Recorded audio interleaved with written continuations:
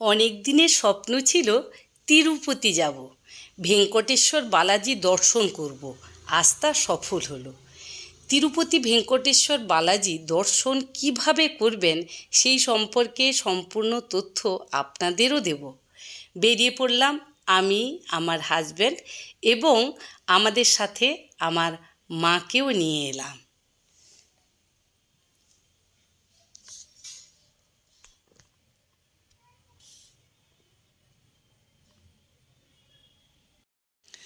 আজ 7 অগাস্ট 2024 হাওড়া থেকে হামসফর এক্সপ্রেস বা তিরুপতি এক্সপ্রেস ধরবো বলে হাওড়া স্টেশনে অপেক্ষা করছি। যথারীতি ট্রেন লেট 1 ঘন্টা 5 মিনিট। দুপুর 12টা 40-এ ছাড়ার কথা ছিল, 1টা 45-এ ছাড়ল। ট্রেন ছাড়তেই আনন্দে মন ভরে গেল।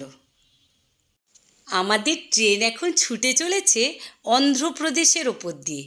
পথে দেখা মিলল পূর্ণ যৌবনা কৃষ্ণা নদীর সাথে। আমিও ট্রেন থেকে ক্যামেরাবন্দি করে ফেললাম কৃষ্ণা নদীকে। মহারাষ্ট্রের পশ্চিমঘাট পাহাড়ের মহাবালেশ্বরের কাছ থেকে উৎপন্ন হয়ে কর্ণাটক ও তেলেঙ্গানা হয়ে অন্ধ্রের ওপর দিয়ে বদ্বীপ বঙ্গোপসাগরে মিশেছে বিজয়ওয়াড়ার কাছে 1400 কিলোমিটার অতিক্রম করে। এতক্ষণ কৃষ্ণা নদীকে দেখে সত্যি খুব ভালো লাগছে। এরপর যা দেখবেন, দেখলে সত্যি খুব কষ্ট হবে।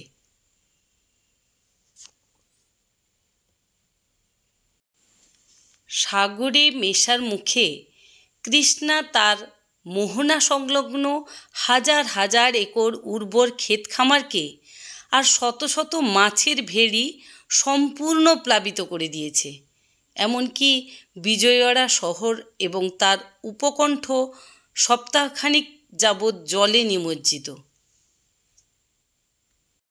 সত্যি দেখে খুব কষ্ট হচ্ছে। অবশেষে আমরা পৌঁছলাম তিরুপতি স্টেশনে 3:30-এর সময়। 1.5 ঘন্টা ট্রেন লেট ছিল।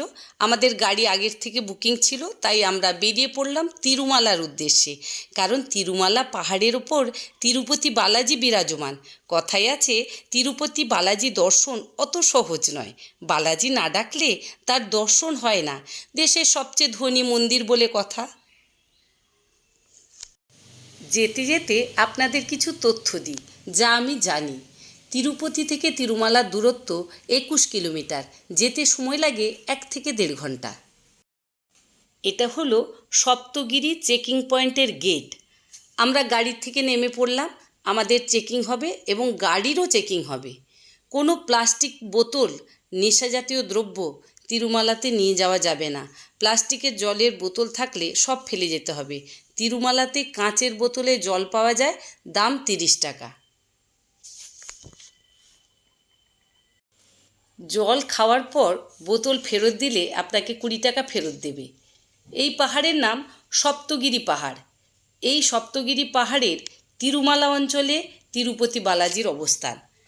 তিরুপতি বালাজি দর্শন কিভাবে করবেন, কি পদ্ধতিতে করবেন, যতটুকু আমি জানি তা আপনাদের কাছে এই ভিডিওতে তুলে ধরব। ভিডিওটা দেখতে থাকুন।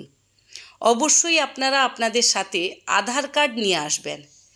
প্রথমত অনলাইন বুকিং, এটা 3 মাস আগে থেকে বুকিং করতে হয়, 300 টাকা লাগে। দ্বিতীয়ত সর্বদর্শন টোকেনের মাধ্যমে বুকিং। এখানে বুকিং করতে হলে তিরুপতি স্টেশনে নেমে যে কোনো অটোকে বলবেন শ্রীনিবাস কমপ্লেক্সে যাব। এই শ্রীনিবাস কমপ্লেক্সে প্রতিদিনের জন্য নির্দিষ্ট টোকেন দেওয়া হয়। 5টা থেকে ওপেন হয়, রাত 2টো থেকে লাইন পড়ে। আপনারা টোকেন সংগ্রহ করে তিরুমালাতে গিয়ে বালাজি দর্শন করতে পারেন। তৃতীয়ত সম্পূর্ণ ফ্রি দর্শন। এখানে কিন্তু 12 ঘন্টা থেকে 14 ঘন্টা বা 18 ঘন্টা সময় লাগতে পারে।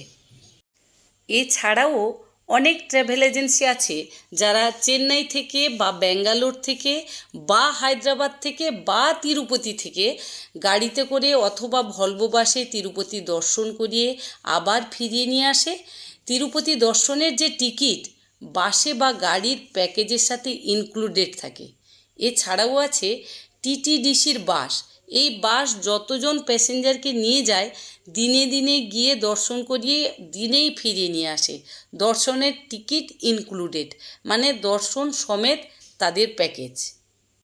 বালাজি দর্শনের জন্য বুকিংয়ের সবচেয়ে ভালো টিটিডি অ্যাপ রয়েছে, গুগল প্লে স্টোরে পাবেন। তিরুপতি বালাজি দর্শনে আমাদের বুকিং স্লট ছিল 8টার সময়। আমরা তিরুমালাতে রাতে ছিলাম। প্রথমে হোটেলে গিয়ে ফ্রেশ হয়ে কিছু খাওয়া দাওয়া করে রেডি হয়ে তিরুপতি বালাজি দর্শনের জন্য বেরোলাম। হোটেলে ফোন ক্যামেরা রেখে গিয়েছিলাম। ফোন বা ক্যামেরা কোনোটাই অ্যালাউ না। আমি জানতাম না যে স্মার্ট ঘড়ি পরে গিয়েছিলাম, কিন্তু স্মার্ট ঘড়ি অ্যালাউ না, তাই ঘড়ি খুলে আমাকে জমা দিতে হলো। অবশেষে ভেঙ্কটেশ্বর বালাজি দর্শন করলাম। আমার অনেক দিনের স্বপ্ন পূরণ হলো আজ।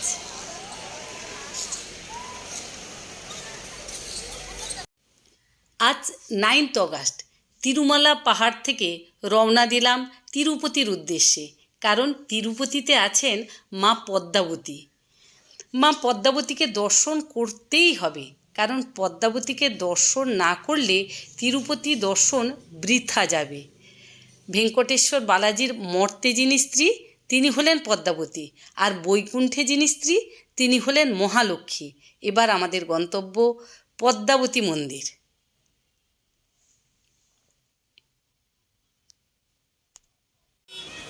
এই হচ্ছেন মা পদ্মাবতী টেম্পল। মন্দিরের পেছনে একটি পুষ্করিণী আছে। কথিতে আছে পুকুরের পদ্ম ফুলে পদ্মাবতীর আবির্ভূত হয়েছিলেন। সেই কারণে এই মন্দিরে পদ্ম ফুল দিয়ে পদ্মাবতীকে অর্চনা করা হয়। মা পদ্মাবতীকে দর্শন করে আমরা যাব শ্রী কলহস্তি টেম্পল দেখতে।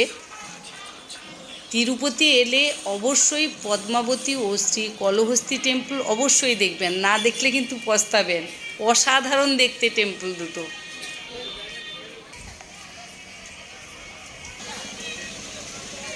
যে মন্দিরের পেছনে পুষ্করিণী।